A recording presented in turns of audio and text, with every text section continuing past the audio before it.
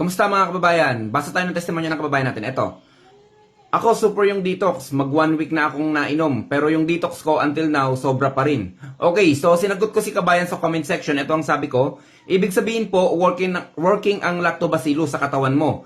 At still working pa din para linisan ang organs mo. Pwede ko ba ito i-post? Yan. So, kahit nakaubos ka na ng isang bote, tapos yung feeling mo is nagdi-detox pa rin yung katawan mo. Yes, kasi hindi titigil yung mga lactobacillus dyan, yung good bacteria, na ilabas yung mga hindi dapat nandyan sa katawan mo, no? Kasi meron niyang probiotics, ito nga yung lactobacillus, nilagyan din natin yan ng prebiotics, nagsisilbing pagkain ng mga probiotics, kaya talagang makakasure ka na mag-multiply yan sa katawan mo, at hindi basta-basta yan, talagang magtatrabaho yan, itutulak yan palabas sa katawan mo, kung ano yung hindi nararapat nandyan sa bituka mo, and then kung meron kang plema, ilalabas din yung plema sa pamamagitan ng produkto natin, yung lunas nga. And then, mas maganda rin yan kung mayroong kombinasyon ng acid guard natin. Stay healthy mga kababayan, ako si Chance, at ako magsasakang gala.